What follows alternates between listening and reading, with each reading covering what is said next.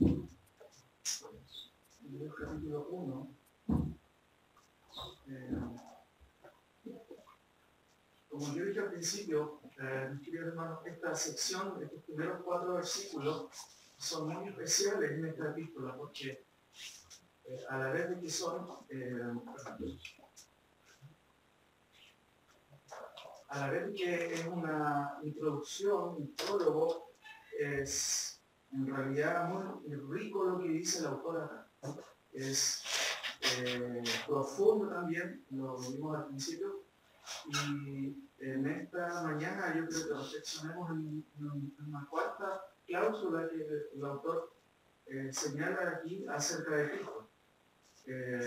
Como ustedes ya saben, Cristo es superior en su persona, en la línea, en esta sección, en esta pequeña unidad de pensamiento, ¿cierto? De los versículos del 1 al 4, se presenta a Cristo como una persona superior, y de hecho en toda la epístola se presenta a Cristo como superior, superior a Moisés, superior al pacto antiguo, superior en todos los sentidos, superior a los sacerdotes del Antiguo Testamento.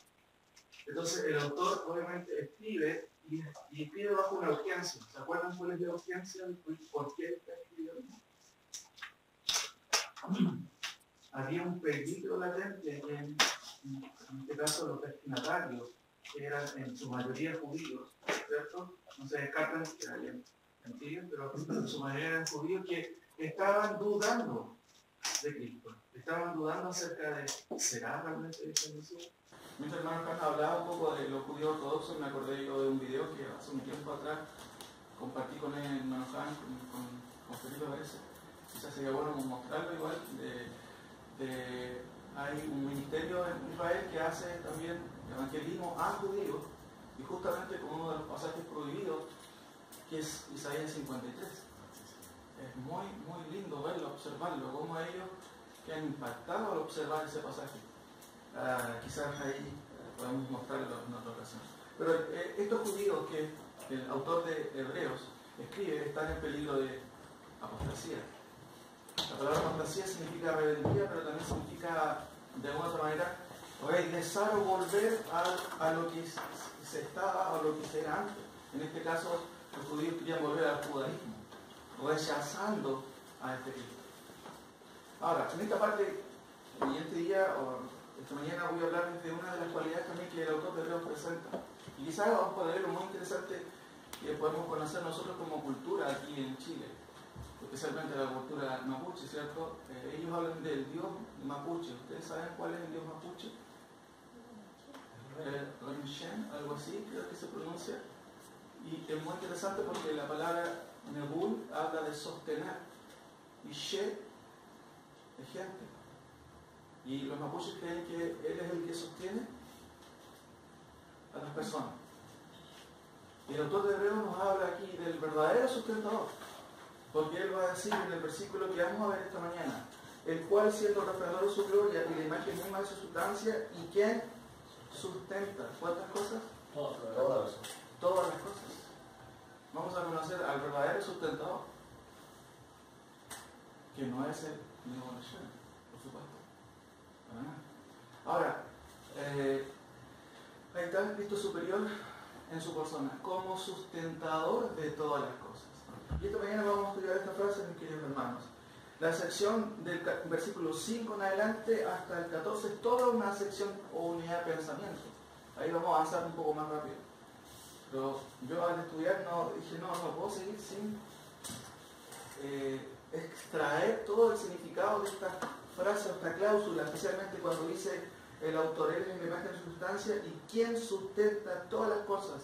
¿Cómo? Con la palabra de su poder.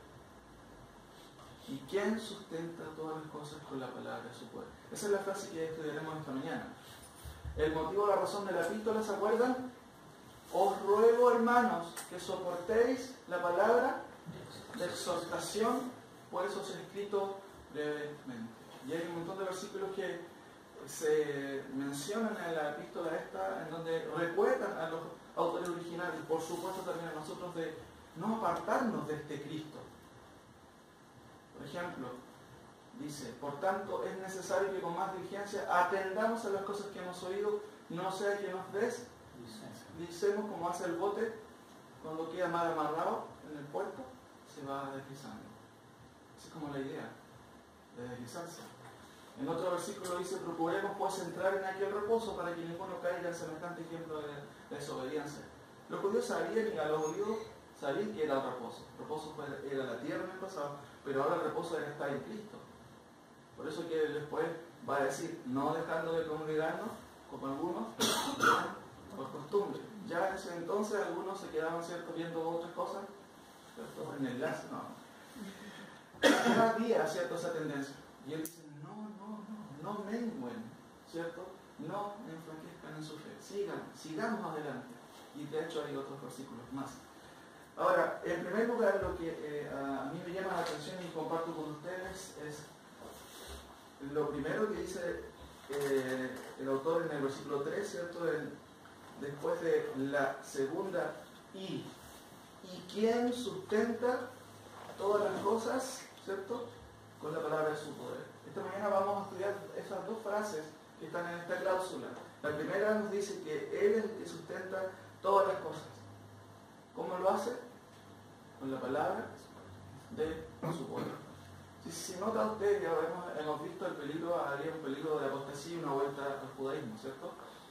En estos versículos, y aquí quizás es bueno entender la intención del autor, siempre yo menciono eso, la intención del autor.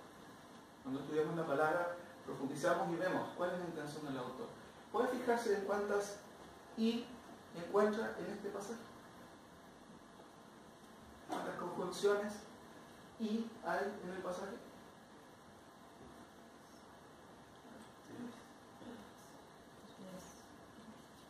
¿Escucho un número por ahí? 3. Exacto, tres conjunciones. Vemos una ahí, ¿cierto? En estos posteriores días nos ha hablado por el Hijo, a quien constituyó heredero de todo, y la primera conjunción. Y por quien asimismo hizo el universo, el cual siendo resplandor de su gloria, 2, y la imagen misma de su sustancia, y otra vez, y quien sustenta todas las cosas con la palabra de su poder. Las I pueden parecer una letra insignificante, pero en realidad suma a lo que está diciendo el autor. Las dos primeras I interesantes que en el original son conjunciones hilativas o coordinantes. Por ejemplo, vas a comprar pan y mortadela, ¿cierto? Hilan dos ideas. Es como yo tener dos cosas acá, se ganan en lo que es las frases o en el estudio de la sintaxis, porque la palabra sintaxis significa el estudio de las oraciones, cómo se juntan entre ellas el sustantivo, la conjunción, el verbo, y la I es como que da la mano a dos cosas al lado. Hila una idea. Pero es interesante, hermano, que el autor en la tercera conjunción, que está en azulito, no usa una conjunción hilativa, sino copulativa. ¿Sabes cuál es la diferencia? Y es muy interesante, porque el autor usa, y yo estudiaba y decía, ¿por qué no usa una I normal nomás? ¿Por qué usa una conjunción copulativa y no coordinativa? La conjunción copulativa no quiere decir y, sino además. No solo también.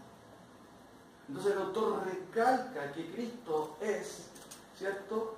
Dice, a quien constituyó heredero de todo y por quien asimismo hizo el universo, el cual, siendo el resplandor de su gloria y la imagen misma de su sustancia.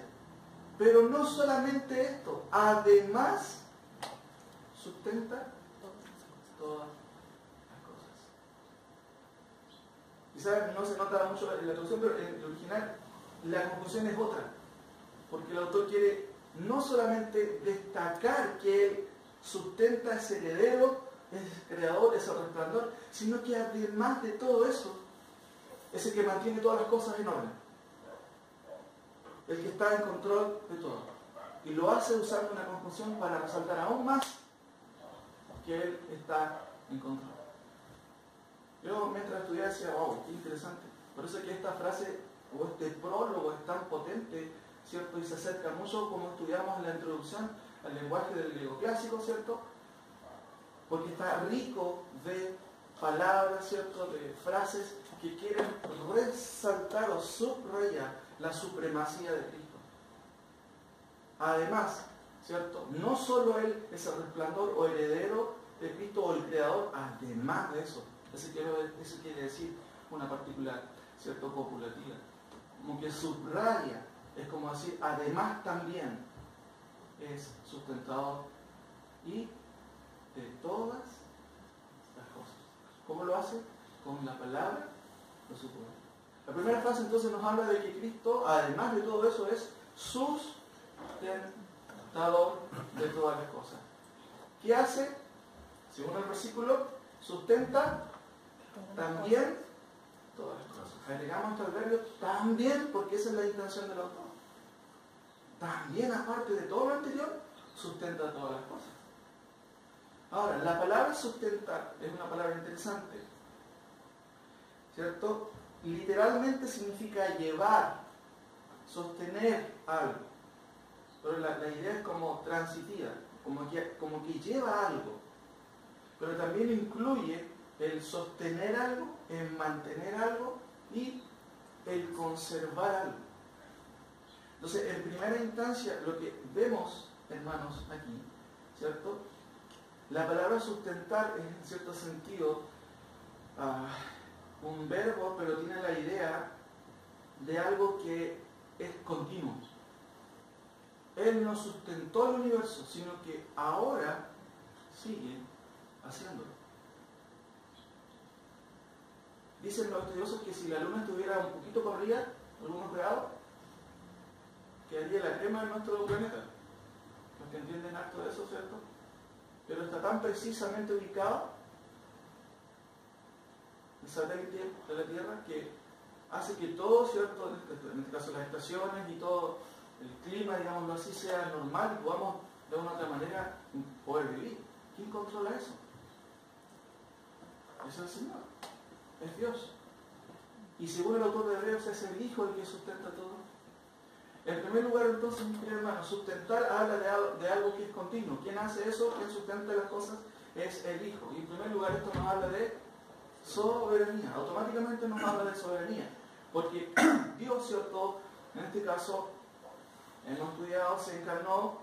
Cristo es Dios en persona, ¿cierto? Se humanizó y vino, ¿cierto?, a hacer la obra del Padre, la redención por sus hijos, pero a la vez es también soberano. Y todas estas características que hemos visto, ¿cierto?, que el autor de Hebreos nos presenta del Hijo, claramente revelan que Él es soberano. Sin embargo, también hay otras cosas que quiero que veamos. Vaya a Colosenses, por favor, mi querido hermano. Colosenses 1:17. Hay también un pasaje paralelo que habla de Cristo. Colosenses 1:17. Y si leemos del versículo 15 en adelante,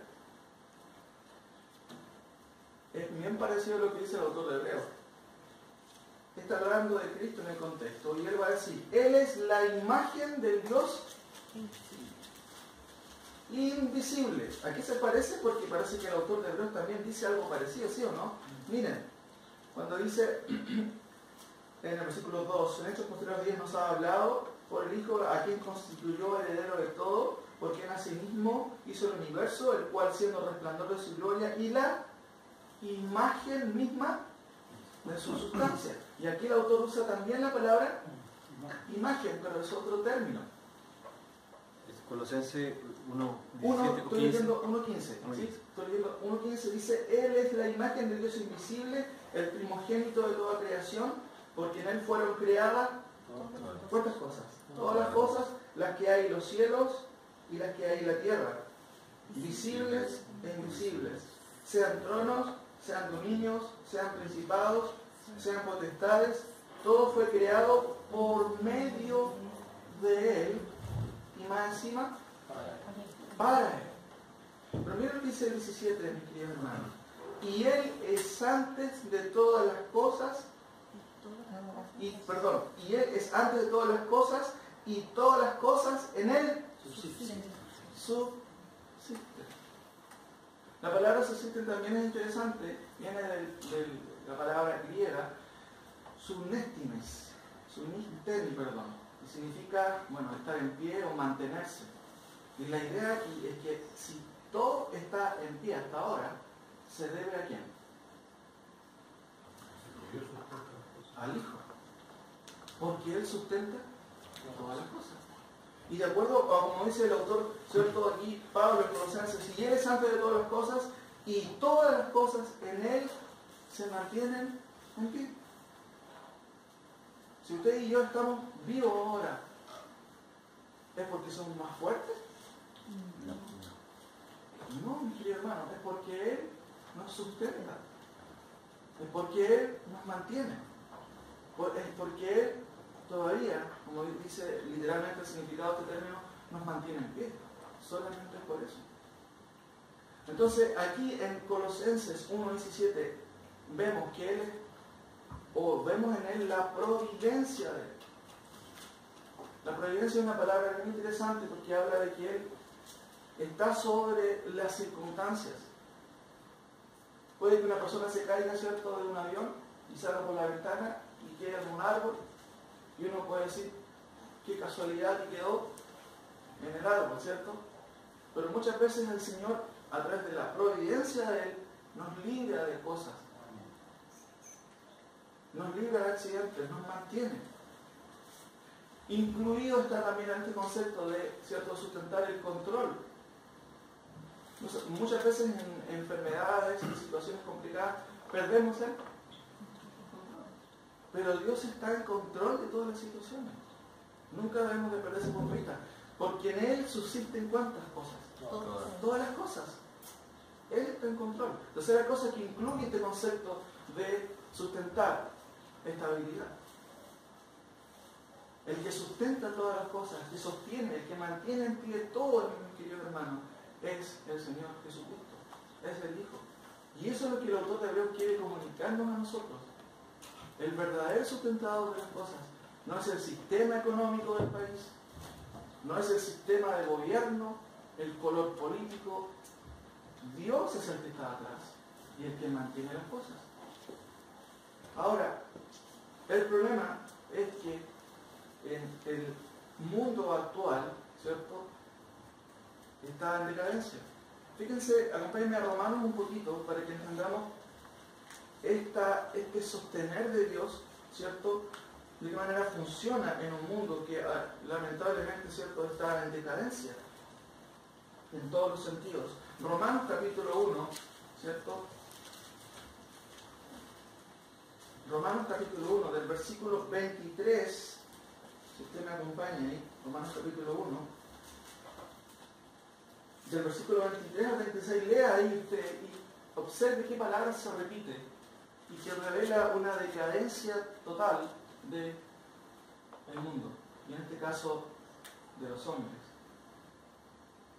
Del versículo 23 en adelante, y quizás del 21 podemos tomarlo del contexto.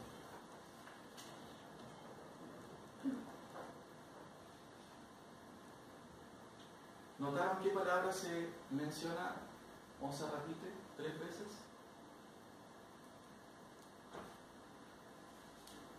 Pues habiendo conocido a Dios, hablando de los hombres, no le glorificaron como a Dios ni le dieron gracias, sino que se envanecieron en sus razonamientos, y su necio corazón fue entenebrecido, profesando ser sabios se hicieron necios.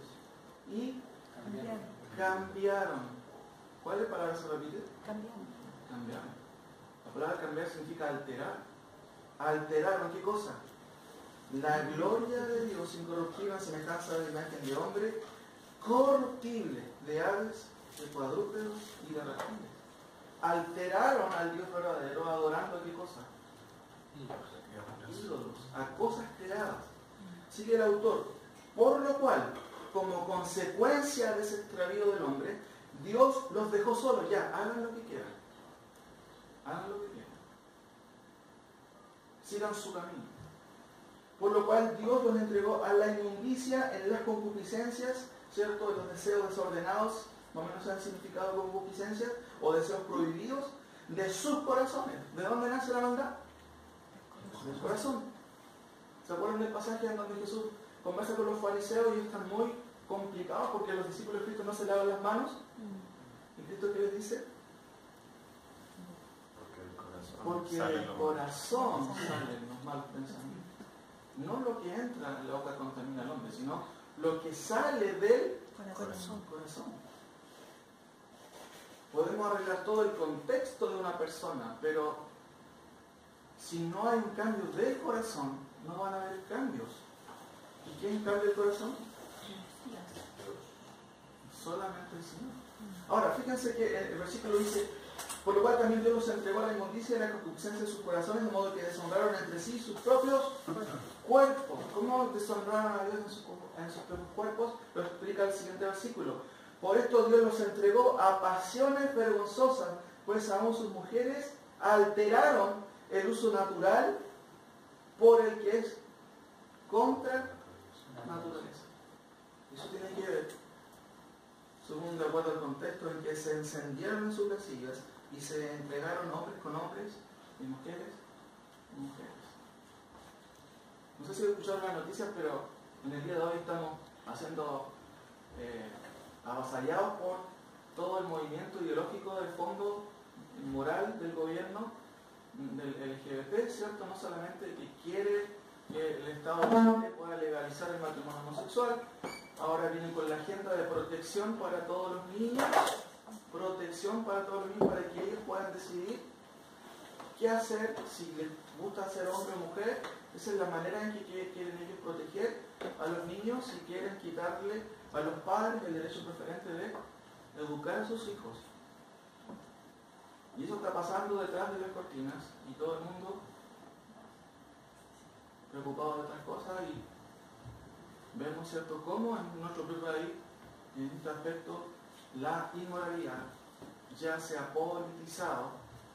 De hecho, es una ideología de fondo que impulsa todas estas situaciones, y vemos cómo, ¿cierto?, cada vez más nos vamos alejando de lo que es la voluntad de Dios.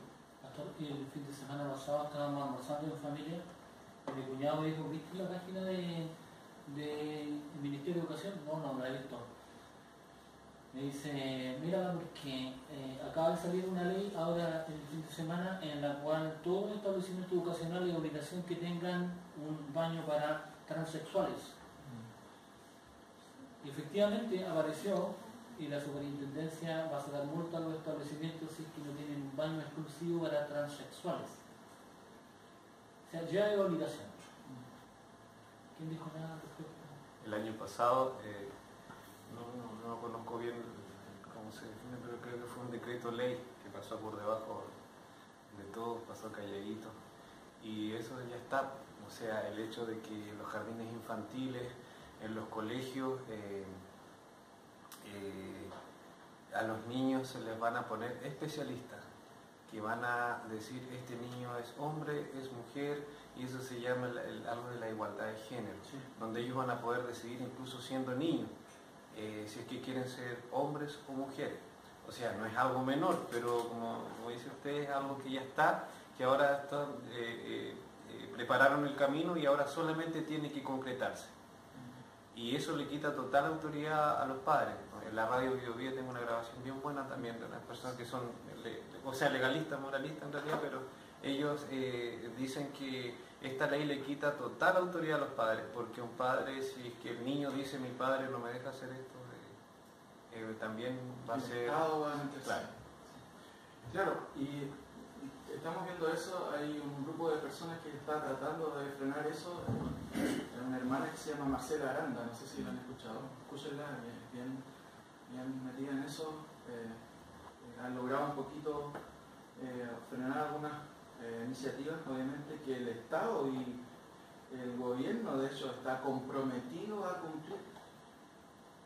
Y claramente vemos, obviamente, en estos aspectos, como ustedes bien dicen, ¿cierto?, lo que dice Hans, que el mundo cada vez está en decadencia. Y en nuestro país, ¿cierto?, no solamente vemos una entropía, que es un término más científico, ¿cierto?, que dice que todas las cosas tienden al desorden y al caos. Y fíjense en Romanos capítulo 8, versículo 19 al 22. No es solo un aspecto moral, hermanos, en que este mundo está en decadencia. También la misma creación, ¿cierto? Gime, dice el autor Pablo aquí, esperando la redención, esperando que esta situación cambie. Romanos 8, ¿cierto? Versículo 18 en adelante. El autor dice, pues tengo por cierto, estoy leyendo Romanos 8, 18, tengo por cierto que las aflicciones de este tiempo presente no son comparables con la gloria venidera que en nosotros ha de manifestarse. Hablando de la perspectiva que tenemos los creyentes después de hablar un poco de lo que tenemos, ¿cierto?, en Cristo a través del Espíritu Santo. Pero dice, porque el anhelo ardiente de la creación es aguardar la manifestación de los hijos de Dios. ¿Por qué razón, Pablo? Y él lo explica, porque la creación fue sujetada a vanidad. La palabra vanidad es sin sentido o sin propósito. Desde la caída de Adán, la tierra cayó en una decadencia total. Pero esa decadencia no solamente ha sido de la naturaleza, como hemos visto al principio, tiene que ver con una decadencia moral también y ética. Vivimos en un mundo en decadencia, en un mundo que está echándose a perder. Usted y yo enfermamos, ¿cierto? Y yo pensaba, dentro de los tópicos que tengo que explicar en mi declaración, es la eutanasia. ¿Han escuchado esa palabra? Sí. Buena muerte significa que es un eufemismo. Y yo pensaba, en realidad, todo el mundo vivimos en una eutanasia larga, porque siempre recurrimos a qué cosa? A medicamentos. Estamos de alguna manera tratando de morir de buena forma. ¿Por qué razón? Por las consecuencias del pecado, mi querido hermano. Todo eso ha sido consecuencia del pecado. No podemos minimizar el pecado, mi querido hermano. Por un solo pecado la humanidad quedó completamente afectada. Y no solamente la humanidad. El autor de Hebreos dice, porque la creación fue sujetada a vanidad, así sentido, no tiene propósito. Por eso que los ecologistas, ¿cierto?, no van a tener mucho éxito.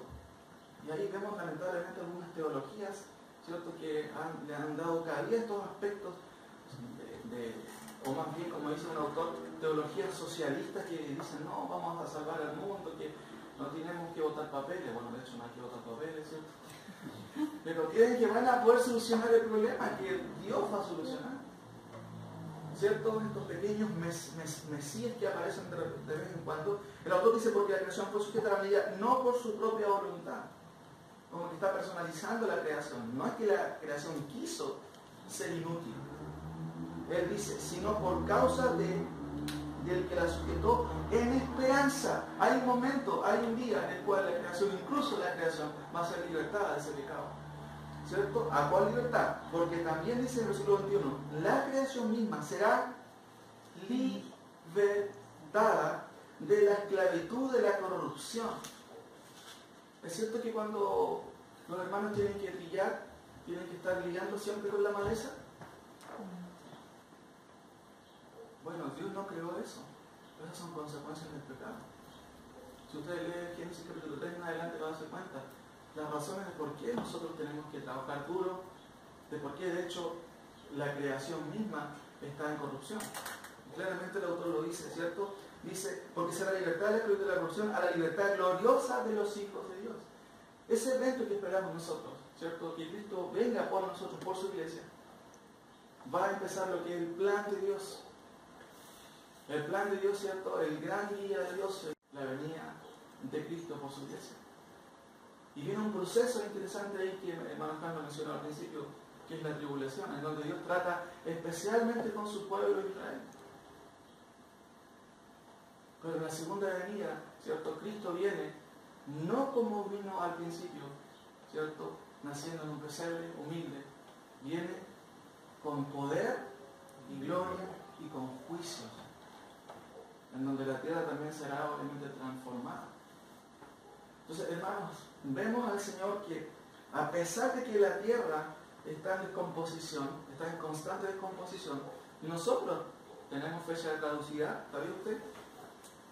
Tenemos un día que Dios ha determinado, ¿cierto? Pero a pesar de eso, ¿sabe qué? Dios sigue sustentando todas las cosas.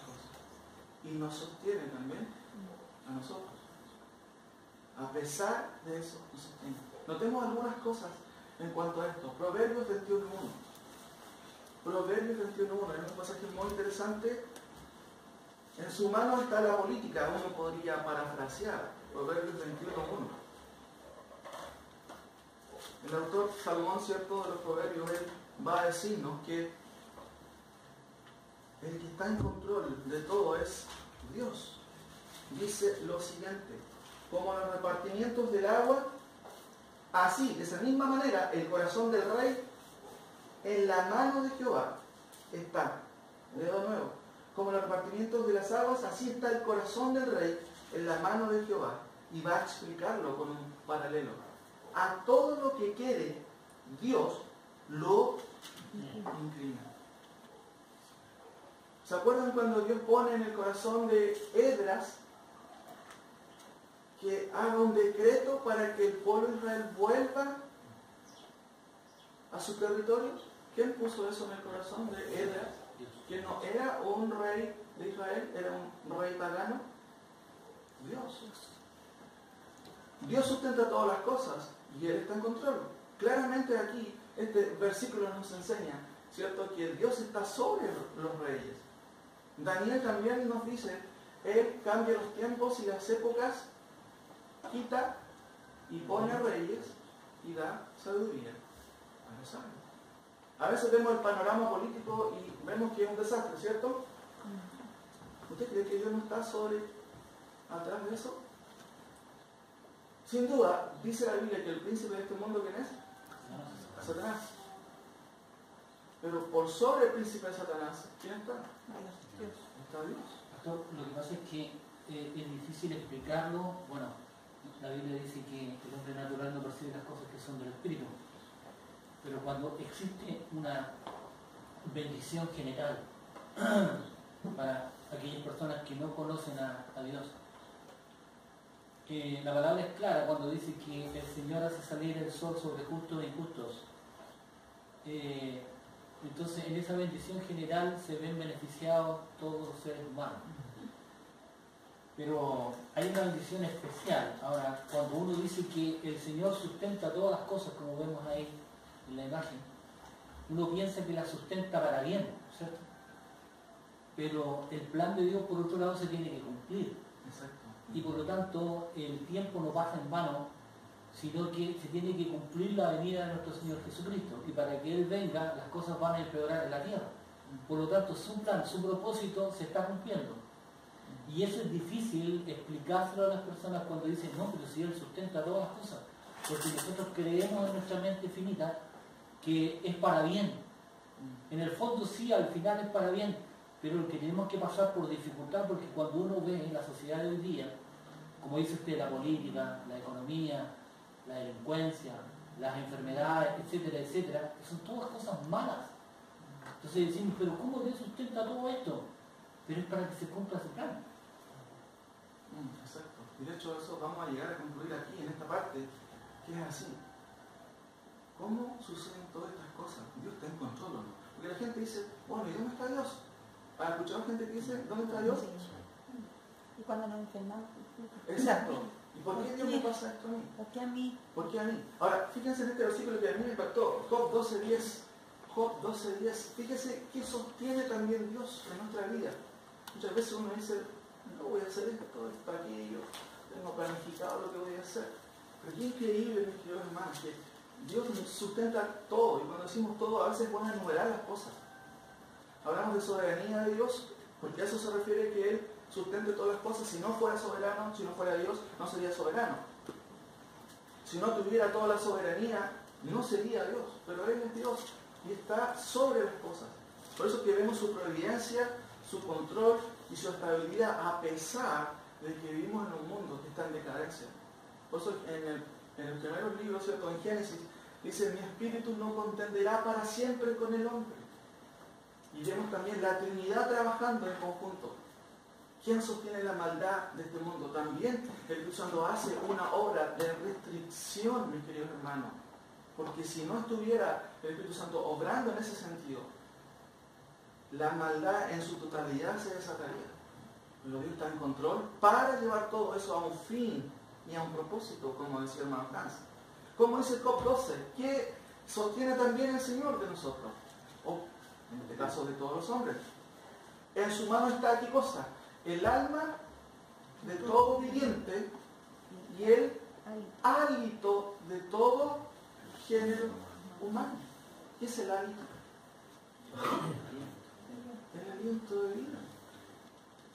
Si usted está respirando ahora, mi querido hermano, ¿a qué se debe? ¿A que tiene buena salud? A que Dios lo sostiene, mi querido hermano. A que Dios me sostiene. E incluso mi respiración está... No, usted no se ha preocupado. Yo cuando chico escuchaba mi corazón decía, wow, no se va a parar esta cuestión. Pero incluso eso sostiene Dios. Porque Él es el sustentador de ¿cuántas cosas? De todas las cosas, mi querido hermano. De todas las cosas. Salmo 104. Mire, vamos un poquito y veamos cómo el salmista, ¿cierto? En este sentido también nos explica cuál es el alcance de sustentar de parte de Dios. Salmo 104, versículo 10. Salmo 104, versículo 10, dice, tú eres el que envía las fuentes por los arroyos, van entre los montes. Estoy leyendo Salmo 104, 10 en adelante. El 11 dice, dan de beber a todas las bestias del campo, mitigan su sed los asnos monteses. A sus orillas habitan las aves de los cielos, cantan entre ramas y riegan los montes desde sus aposentos. Del fruto de sus obras se sacia la tierra. ¿Quién hace todo eso? Dios. Es el Señor. Fíjense el 14. Él hace producir el heno ¿para quién? Para las bestias. ¿Y las bestias se preocupan de ir a comprar al supermercado? No. No se preocupan. Y la hierba para el servicio del hombre, sacando el pan de la tierra, y el vino que alegra el corazón del hombre, el aceite que hace brillar el rostro, y el pan que sustenta la vida del hombre, se llenan de savia los árboles de Jehová, los cedros del Líbano que él plantó. Allí anidan las aves en las hayas, hace su casa la cigüeña, los montes altos para las cabras monteses, las peñas madrigueras para los conejos. Hizo la luna para los tiempos, el sol conoce su ocaso, pones las tinieblas y es la noche. En ella corretean todas las bestias de la selva. Los leoncillos rugen tras la presa y para buscar de Dios su comida.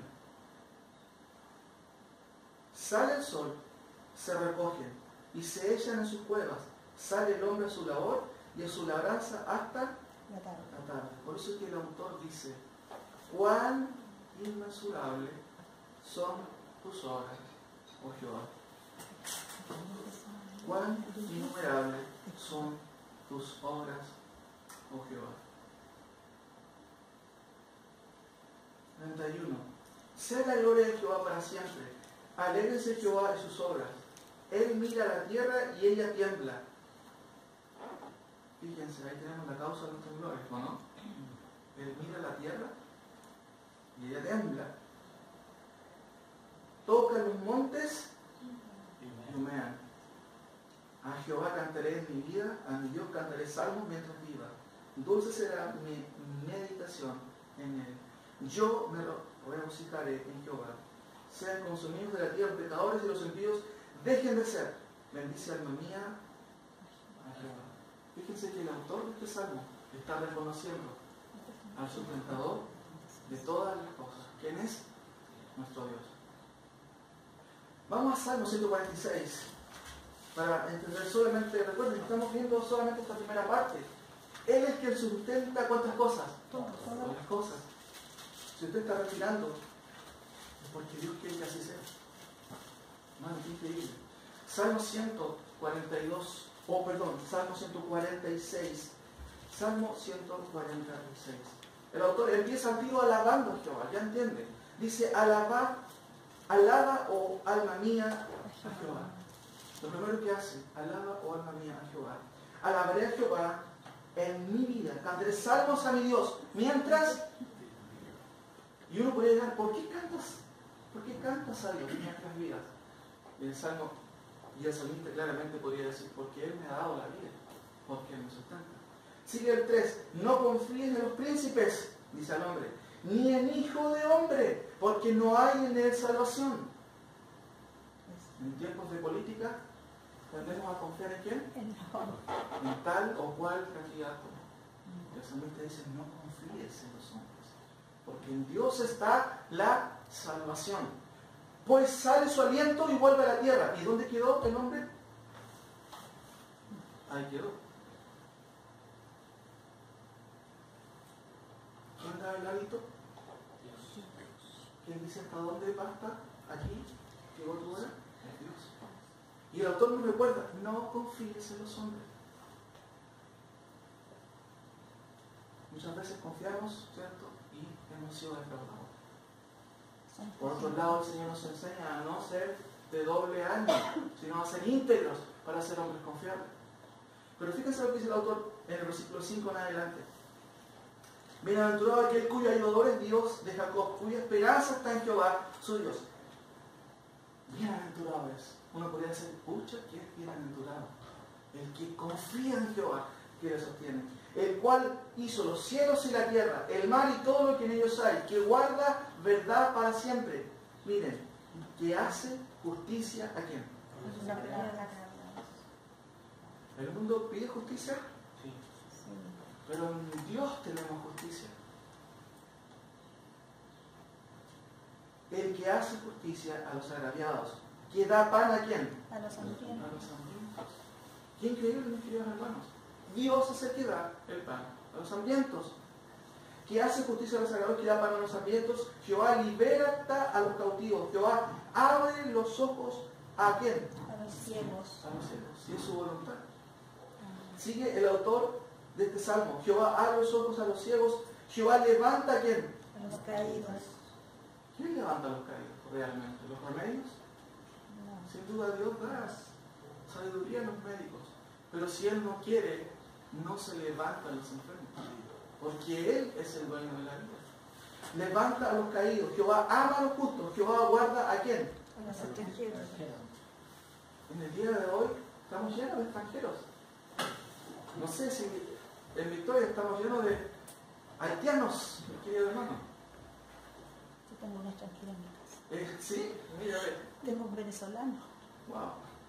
Mi esposa también trabaja y dentro de su trabajo, ¿cierto? Hay personas que son de otros países. A Israel se le ordenó no, ¿cierto?, restringir o no negar un espacio a los extranjeros. Porque Dios pensó desde el inicio en todos los hombres sin distinción. Y claramente aquí dice, Jehová ama a los extranjeros, al huérfano, a la viuda sostiene, y el camino de los impíos trastorna. Qué interesante. El camino de los impíos trastorna. Cuando el autor de Romanos, hermanos, dice que Él los entregó a pasiones desordenadas, es bien interesante lo que dice. Porque también está relacionado con lo que hizo con Faraón, ¿se acuerdan? Faraón era el mayor hombre, el que tenía todo el poder en ese tiempo. Pero él llegó a conocer que el que tenía realmente todo el poder era Dios, no el Faraón. Por eso que dice que Dios endureció su corazón. Y ahí la gente dice, pero ¿cómo puede ser Dios así? ¿Cómo puede endurecer el corazón? Cuando Romanos dice que Él los entregó a sus pecados, Él está diciendo, y es muy interesante esto, hermanos, todos nosotros teníamos el corazón duro. Todos. Yo nací en un hogar cristiano, pero no toda la vida fui cristiano. Era un moralista hasta cierto punto. Cantaba coros, me portaba bien, era el hijo del pastor. Mi corazón estaba adornado con ciertas cosas, pero todavía no había habido una obra. Hasta que en algún momento entendí y noté que mi corazón empezó a preocuparse ya no de las cosas superficiales, sino que me dieron ganas de leer la Biblia y había un anhelo por estudiar su palabra. ¿De dónde salió eso? No, Joel se ha puesto más agiloso, ahora está leyendo más la Biblia. Hermanos, Dios había cambiado mi corazón a través de su palabra, como vamos a ver un poquito más adelante. Hermanos, todos íbamos en una dirección, Lo que hace Dios es tratar de frenar esa dirección. Y cuando alguien insiste en su pecado, ¿qué hace Dios? Bueno, sigue tu camino. Sigue tu camino. Y eso es lo que hace y hizo con Faraón por un lado. Cuando dice él endureció su camino o endureció su corazón, simplemente el autor está diciendo que de hecho el corazón ya de Faraón estaba endurecido. Simplemente Dios hizo algo, quitó de su mano, o quitó de la mano, o en este caso quitó su mano de Faraón para que Faraón siguiera su camino que ya venía tomando. Como observamos en estos pasajes, hermanos, a pesar de que este mundo está en decadencia, no solamente el aspecto moral, social, sino la creación misma, Dios todavía sigue sosteniéndolo. Y aquí vamos con el último aspecto de esta frase. Todo esto tiene una digamos, dirección hacia un futuro. Hay una palabra que significa eschatos en griego, significa lo último. La palabra sustentar significa en primera instancia, ¿qué cosa? Llevar. Hermanos, en otras palabras, Dios está llevando todo lo que está pasando hacia un fin planeado por Dios, como el hermano Carlos decía. La Biblia dice que en 2 Corintios 4 que hay un Dios de este siglo que hace algo. ¿Qué hace este Dios de este siglo? Oye, acompáñenme ahí, por favor, a 2 Corintios 4:4. 2 Corintios 4:4, observamos ahí claramente. En los cuales, y voy a leer quizás el contexto para que se entienda, del 4, 2 Corintios 4, 1 en adelante. Por lo cual dice Pablo, teniendo nosotros este ministerio, según nuestros títulos, según la misericordia, dice, ¿cierto?, que hemos recibido, no desmayamos. Antes bien, renunciamos a lo oculto y vergonzoso, no andando con astucia ni adulterando, ¿qué cosa? La palabra de Dios, sino por la manifestación de la verdad, recomendamos a toda conciencia humana delante de Dios. Pero si nuestro evangelio está aún encubierto, tapado, entre los que se pierden está encubierto, en los cuales el Dios de este siglo que hizo, cegó el entendimiento, ¿cierto?, de los incrédulos, para que no les resplandezca la luz del evangelio de la gloria de Cristo, el cual es la imagen de Dios. Mis queridos hermanos, ¿por qué la gente a veces no cree en Dios? Según este versículo. Porque el Dios de este siglo, ¿qué ha hecho? Les ha cegado. ¿No le ha pasado a usted que ha hablado con algún pariente y le dice, vuélvete a Dios? ¿Y para qué quiero yo a Dios? No tengo necesidad de Dios. El versículo dice que el Dios de este siglo ha cegado el entendimiento de ellos. Pero la pregunta interesante es, ¿por qué usted ha visto a Dios? ¿Por qué usted está sentado aquí escuchando la palabra de Dios? Es porque usted quiso ver. Mire cómo dice el versículo que sigue a continuación. A pesar de eso, Pablo podría haber dicho, pucha, el Dios de este siglo tiene cegado a todo. ¿Qué vamos a hacer? No podemos hacer nada. ¿Para qué vamos a predicar? Pero dice, porque no nos predicamos a nosotros mismos, sino ¿a quién? A Jesucristo. Al que tiene y sustenta ¿cuántas cosas? Todas las cosas. A este mismo, dice Pablo, predicamos, ¿cierto? Sino a Jesucristo como Señor y a nosotros como vuestros siervos por amor de Jesús. Porque Dios, ¿cierto?, que mandó de las tinieblas, o que de las tinieblas resplandeciese la luz, es el que resplandeció en nuestros corazones para la iluminación del conocimiento de la gloria de Dios en la faz de Jesucristo. ¿Quién resplandeció en nuestros corazones? ¿O por qué razón llegamos a ver a Cristo? Es porque Dios abrió, hermanos, nuestros ojos. No es porque nosotros quisimos hacerlo. Es porque Dios en su misericordia abrió nuestros ojos y pudimos ver a Cristo. Y Cristo llegó a ser maravilloso para nosotros. Claramente el autor Pablo dice, porque es Dios que mandó que de las tinieblas resplandeciese la luz, es el que resplandeció en nuestros corazones, para que Cristo sea para nosotros maravilloso. Ahora, Claramente el autor, ¿cierto?, reconoce que el Dios de este siglo ciega los entendimientos. Efesios capítulo 2 nos habla del príncipe de este mundo. Juan 16:11 nos dice el final de este príncipe y de Satanás. ¿Saben cuál es el final? Dice Juan que ya ha sido condenado. Ya ha sido condenado. Fíjense, 2 de Tesalonicenses, saltemos un poquito más aquí a otra epístola para notar algunos paralelos también. 2 de Tesalonicenses capítulo 2, 3, dice: nadie os engañe en ninguna manera, porque no vendrá sin que antes venga la apostasía. ¿Qué no vendrá? El contexto está hablando del día de Jehová, este día terrible. Y va a decir Pablo aquí explicando: miren, no va a venir ese día terrible de juicio de Dios, o la segunda venida. Antes de eso va a venir otra cosa. ¿Qué va a venir? Dice, sin que antes venga la apostasía, una rebelión, una revuelta en contra de la ley de Dios. Es lo que estamos viendo literalmente en nuestro país, ¿cierto? Y se manifiesta el hombre de perdición, el hijo de perdición, el hombre que va a arreglar todas las cosas, el que va a decir paz y seguridad, ¿cierto? El cual se opone y se levanta contra todo lo que se llama Dios o es objeto de culto, tanto que se sienta en el templo de Dios como Dios, haciéndose pasar por Dios. 6. Y ahora vosotros, tesalonicenses, sabéis lo que lo detiene, a fin de que a su debido tiempo se manifieste, porque ya está en acción el misterio de la iniquidad. Tal cual lo decía la hermana Marcela Aranda. Estamos ahora observando claramente el misterio de iniquidad orando. Y eso es así, mis queridos hermanos, en todas estas cosas que estamos viendo.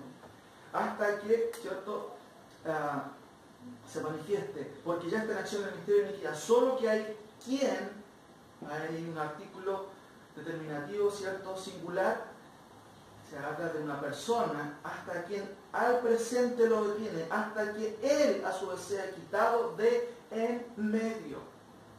¿Quién detiene esta maldad? Es Dios, mi querido hermano.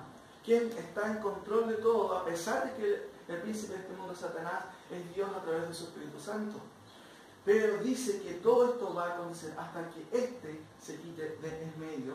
Entonces se manifestará aquel inicuo a quien el Señor matará con el espíritu de su boca y destruirá con el resplandor de su venida.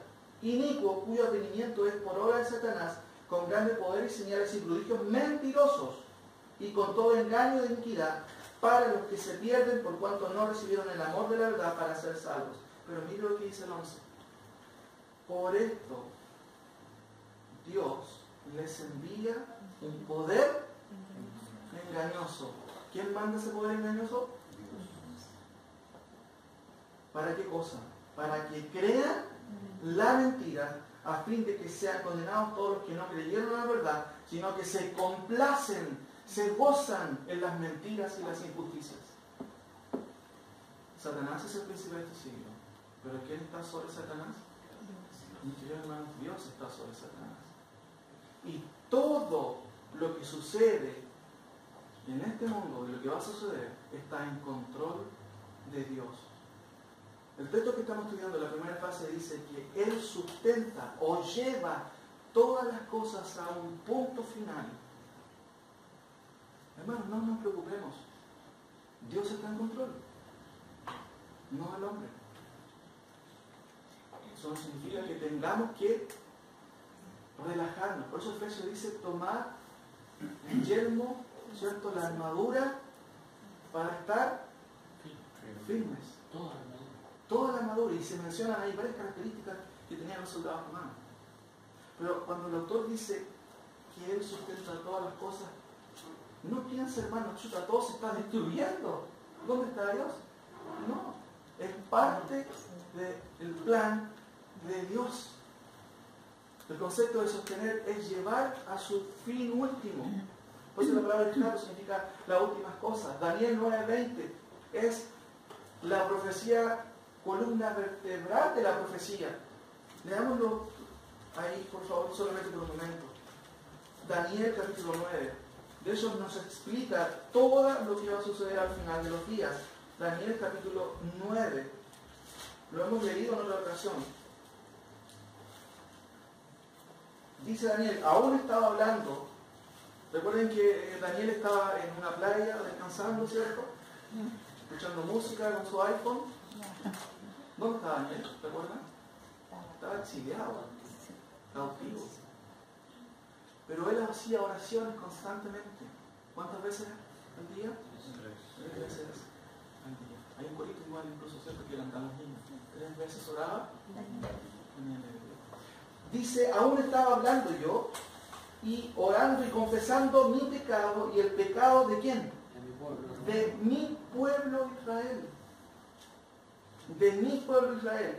Y derramaba mi ruego delante de Jehová mi Dios por el monte santo de mi Dios. Aún estaba hablando en oración y apareció alguien. ¿Quién? Gabriel. ¿A quién había visto la visión? Al principio volando con presteza vino a mí, como a la hora del sacrificio de la tarde, y me hizo entender y habló conmigo diciendo, Daniel, ahora he salido para darte sabiduría y entendimiento. Al principio de tu ruego fue dada la orden de parte de Dios, y yo he venido para enseñártela, porque tú eres muy amado. Entiende pues la orden y entiende la visión. ¿Qué visión recibió Daniel? Y aquí nos relata justamente, como dice Manojana, la visión o la profecía de las 70 semanas. Dice así, 70 semanas están determinadas sobre quién. ¿Cuál es el pueblo de Daniel? Israel. Y más encima, y sobre tu santa ciudad. ¿Cuál es la santa ciudad de Daniel? Jerusalén. Por eso que nosotros claramente vemos en el Antiguo Testamento que Dios aún sigue haciendo una distinción con su pueblo, con Israel. Y claramente eso se ve en la Escritura. Sobre tu santa ciudad, para terminar, ¿qué cosa? La prevaricación. ¿Hay prevaricación en el día de hoy? La palabra prevaricación significa no hacer lo que tengo que hacer. Hace un tiempo salió en un diario, juez prevaricó. ¿Qué hizo el juez? No hizo lo que su rol le indica hacer. Vivimos en un mundo de prevaricaciones. Dice que 70 semanas están destinadas a tu pueblo y tu santa ciudad para terminar la prevaricación y poner fin a qué cosa. ¿Hay pecado todavía? Por supuesto. Poner fin al pecado y expiar la iniquidad. ¿Qué más? Para traer la justicia. La alegría ya viene, ¿no? ¿Algo así? No es alegría, ¿no? Realmente Cristo es el que trae esa justicia perdurable. Muchas veces, por eso yo decía, el salmista, ¿se acuerdan? No confíen en los hombres, confíen en Dios. Y Daniel nos está diciendo que ¿quién va a traer la justicia perdurable? Lo vamos a ver, es Cristo, ¿cierto? 70 semanas están destinadas a tu pueblo, eso han sido para terminar la predicación, poner fin al pecado y expiar la iniquidad para traer la justicia perdurable y sellar la visión. Sellar la visión significa hacer cumplir la profecía. Y la profecía, y ungir al santo de los santos. ¿Quién es? Jesucristo, el santo del santo. ¿Sabe pues si entiende? Y aquí, ¿cierto? No voy a explicar eso, pero eso tiene que ver con el conteo desde donde empieza hasta donde empieza. ¿Sabe pues si entiende que desde la salida de la orden para restaurar y edificar a Jerusalén hasta el Mesías, príncipe, habrá 7 semanas que ya están cumplidas y 62 semanas. Luego se volverá a edificar la plaza y el muro en tiempos angustiosos, lo que ocurrió con Esdras y Nehemías, ¿cierto? Que uno estaba con la espátula y la otra mano que tenía la espada y la lanza, porque había unos que no querían que se reconstruyera la ciudad. Se cumplió todo eso, pero queda una semana más. Y eso todavía no se ha cumplido.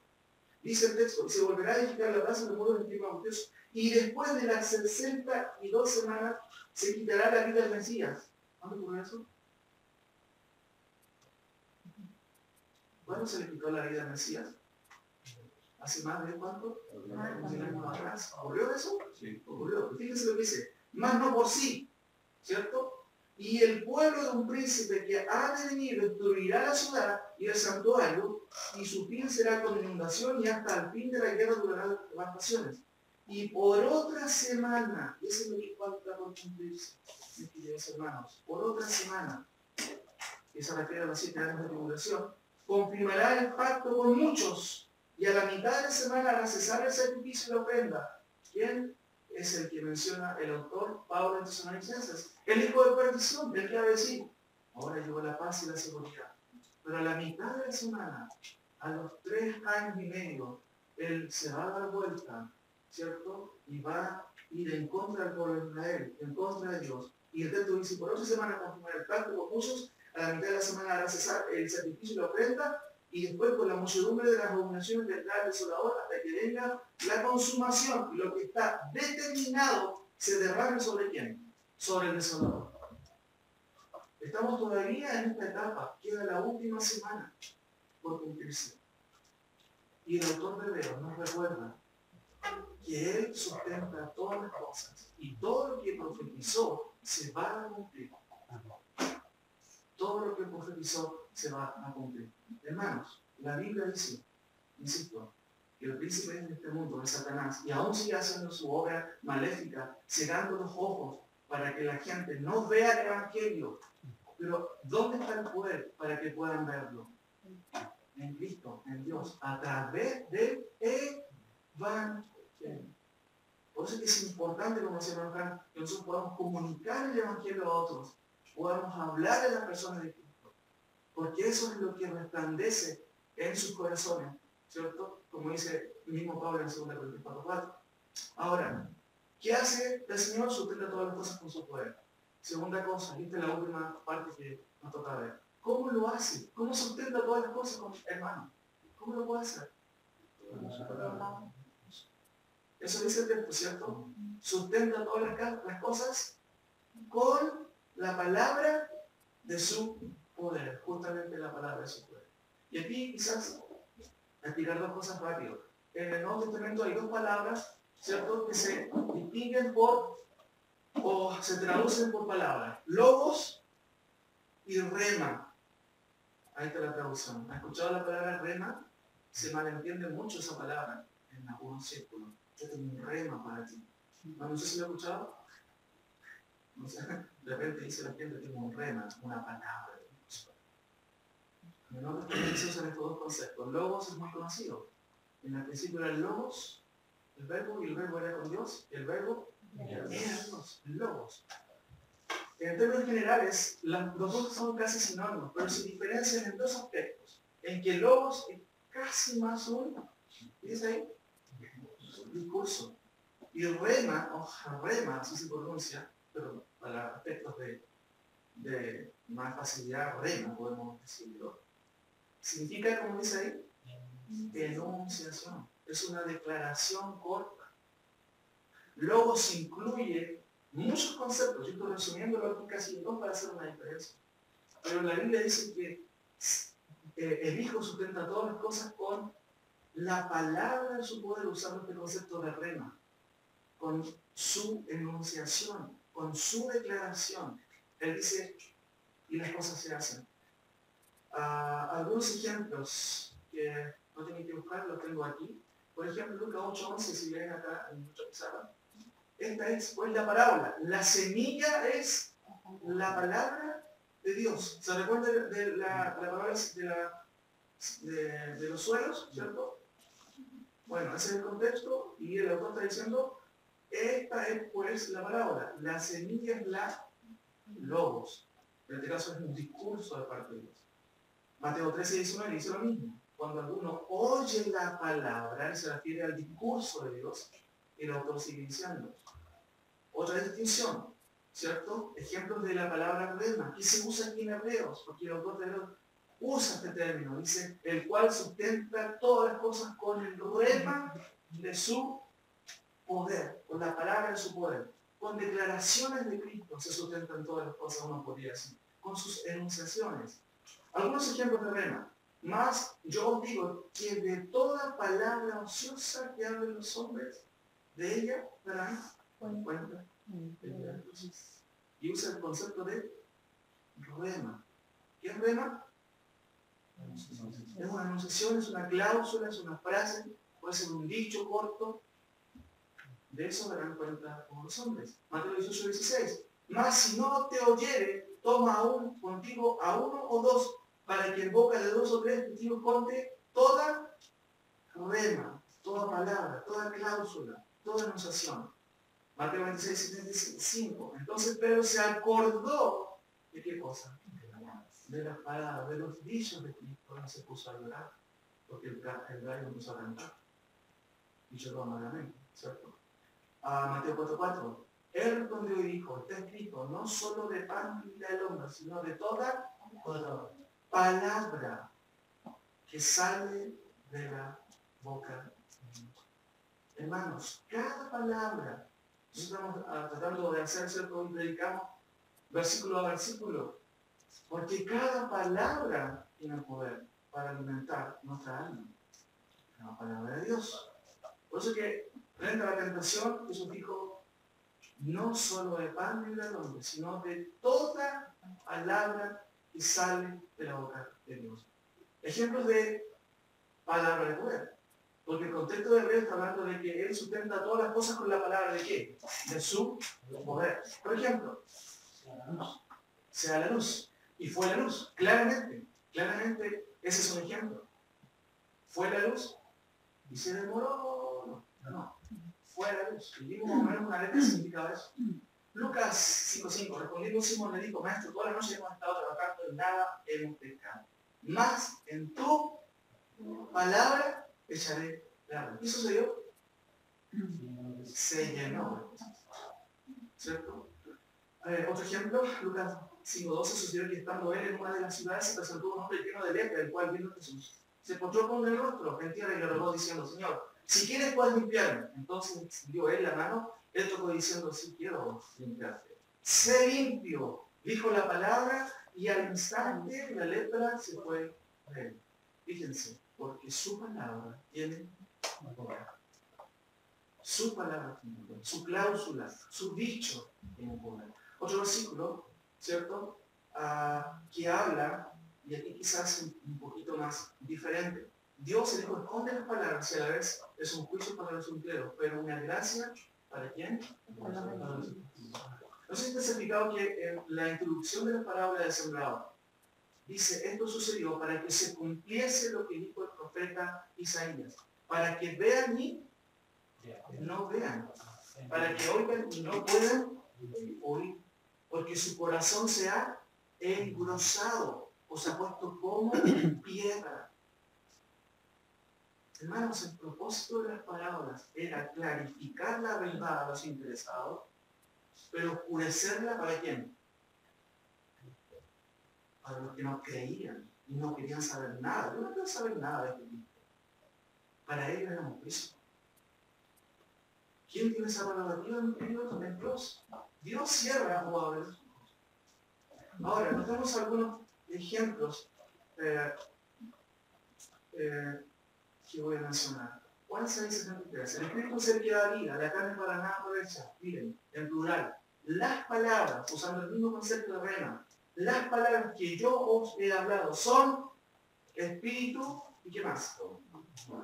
Y vida. ¿Se acuerdan lo que dijo Pedro? ¿A quién iremos? Si tú tienes, usa el mismo concepto de rema. Palabras de vida eterna. Palabras de poder que cambian la vida. Por ejemplo, ¿cierto? Estamos terminando ya, ¿no? Hebreos 10:22, ellos dijeron, Cornelio, el centurión varón justo y temeroso de Dios, y que tiene buen testimonio en toda la nación de los judíos, ha recibido instrucciones de un santo ángel de hacerte venir a su casa para oír tus palabras. ¿A quién se refería? A Pedro. Mira, acompáñenme un instante solamente a Hechos. Hechos capítulo 10. Hechos capítulo 10. Hechos capítulo 10, 22. Ahí estamos. Dice, por ejemplo, el 17. Eso 17. Y mientras Pedro estaba perplejo dentro de sí sobre qué significaba la visión, recuerden que era sido una visión, que había visto de aquí, los hombres que habían sido enviados por Cornelio, los cuales preguntaban por la casa de Simón, llegaron a la puerta y llamaron preguntando si moraba allí un Simón que tenía por sobrenombre Pedro. Y mientras Pedro pensaba en la visión, les dijo el Espíritu, he aquí, 3 hombres te buscan, levántate pues y desciende, y no dudes ir con ellos, porque yo los he enviado. Entonces Pedro, descendiendo a donde estaban los hombres que fueron enviados por Cornelio, les dijo, he aquí, yo soy el que buscáis. ¿Cuál es la causa por la que habéis venido? Ellos dijeron, Cornelio, centurión varón justo y temeroso de Dios, y que tiene buen testimonio en toda la nación de los judíos, ha recibido instrucciones de un santo ángel de hacerte venir a su casa, para oír tus palabras. Dios gestó toda la salvación de Cornelio. Envió a unos hombres a buscar a Pedro para que Pedro dijera las palabras de ¿quién? De Cristo. Sáltense a la próxima hoja. El versículo 34 dice, entonces Pedro, abriendo su boca, dijo, en verdad comprendo que Dios no hace acepción de personas, sino que se agrada, ¿cierto? Sino que en toda nación se agrada del que le teme y hace justicia. Fíjense en el 44 ahora. Mientras aún hablaba Pedro estas palabras, estas cláusulas, estas enunciaciones del Evangelio, ¿qué sucedió? El Espíritu Santo cayó sobre los que oían el discurso y los fieles de la circuncisión, los judíos que habían venido con Pedro, ¿cómo estaban? Estaban atónitos. ¿Por qué estaban atónitos? Dice el texto, quedaron atónitos de que también sobre los gentiles se derramase, ¿qué cosa? Lo que vemos aquí en Cornelio no es un nacimiento o otro Pentecostés, es un crecimiento de la iglesia en cierto sentido. Y las normas fueron dadas para confirmar claramente que lo que estaba sucediendo era una obra de parte de Dios. Entonces los judíos están impresionados. ¿Cómo es posible que estos gentiles también se derramen el Espíritu Santo? Claramente, porque Dios los había puesto. Pero fíjense, mientras aún hablaba Pedro estas palabras. Romanos 17. Así que la fe es por el oír y el oír por la palabra. ¿Cómo viene la fe, mi querido hermano? Por la palabra. Acá dice rema, usa el concepto de rema, el mismo que vemos en Hebreos. Un dicho, un versículo, no es inútil, mis queridos hermanos, en una conversación. Porque puede cambiar el destino de una persona. En otra traducción dice el versículo, así que la fe viene del oír y del oír por causa de la palabra de Cristo. Voy terminando. 1 Pedro 1:25. Más la palabra, y otra vez usa el concepto de rema, ¿cierto? Recuerden que era enunciación, cláusula. Logo significa quizás más un discurso largo, o conceptos, ideas. Pero aquí el autor de Hebreos quiere destacar que incluso una cláusula de Dios tiene poder. Y de hecho, a través de las cláusulas de Cristo, a través de sus enunciaciones, Él sustenta todas las cosas. Y Pedro me llama mucho la atención aquí, dice, más la palabra del Señor permanece para siempre.